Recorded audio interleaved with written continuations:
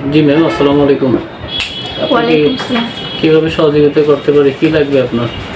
আচ্ছা, আমরা তো সাধারণত পানি ফুটিয়ে পান করি। তো আপনাদের এই অফিসে আসার পর আমি দেখতে পেলাম যে পানি ফোটালে বিশুদ্ধ নয়, বরং আরও বিষাক্ত হয়। কিন্তু কেন? আপনি অত্যন্ত চমৎকার একটি প্রশ্ন করেছেন যে পানি ফুটালে বিশুদ্ধ হয় না, বরং আরও কয়েক হাজার গুণ বেশি বিষাক্ত হয়। আসলে ডাক্তার সাহেবরাও অনেক সময় এই কথাটা বলে যে পানি ফুটিয়ে পান করার জন্য। আমরা টিভিতে বা বিভিন্নভাবে বিজ্ঞাপনও দেখেছি যে পানি ফুটিয়ে পান করার জন্য।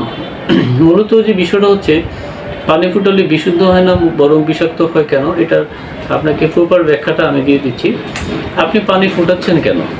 আপনি বিশ্বাস করেন আপনার পানিতে জীবাণু বা ক্ষতিকর বিষাক্ত পদার্থ, ভাইরাস, ব্যাকটেরিয়া, আর্সেনিক, আয়রন ইত্যাদির উপস্থিতি আছে, যেটা আপনি কিন্তু খালি চোখে দেখছেন না, এটা আপনি বিশ্বাস করেন, তাই না?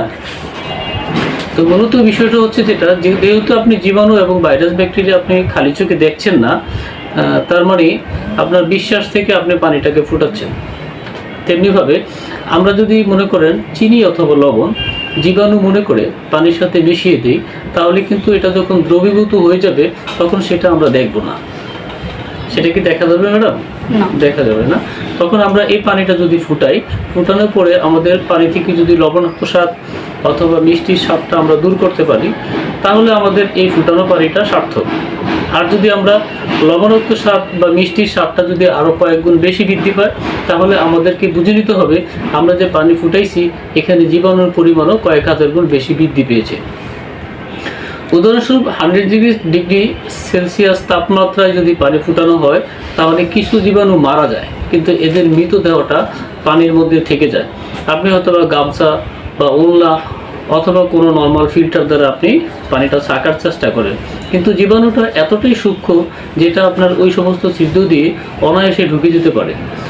পানিতে থাকা যে সকল জীবাণু রয়েছে এগুলোর ব্যাস হচ্ছে 0.002 মাইক্রোমিটার।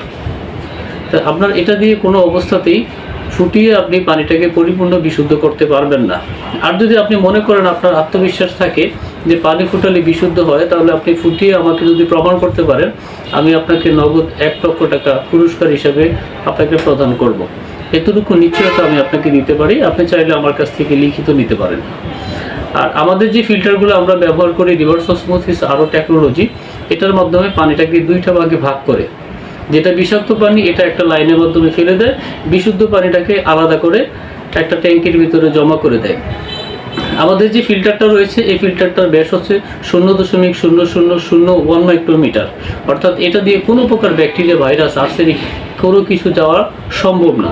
শুধুমাত্র যেটা পানি সেটা এটা দিয়ে আসতে পারবে। আমরা শতভাগ গ্যারান্টি দিয়ে শতভাগ অরিজিনাল ফিল্টারগুলো আপনাদেরকে আমরা সরবরাহ করে থাকি। ম্যাডাম, আপনি চাইলে আপনার বাসা বাড়ির খাবার পানিটা টেস্ট করতে পারেন, আপনার ফুটানো পানিটা টেস্ট করতে পারেন, এবং আমরা মেশিনটা ইনস্টল শুরু করার পরেও আমরা আপনাদেরকে আমাদের মেশিনের পানিও পরীক্ষা করে দেখিয়ে দিতে পারবো ইনশাল্লাহ। আশা করি বুঝতে পেরেছেন।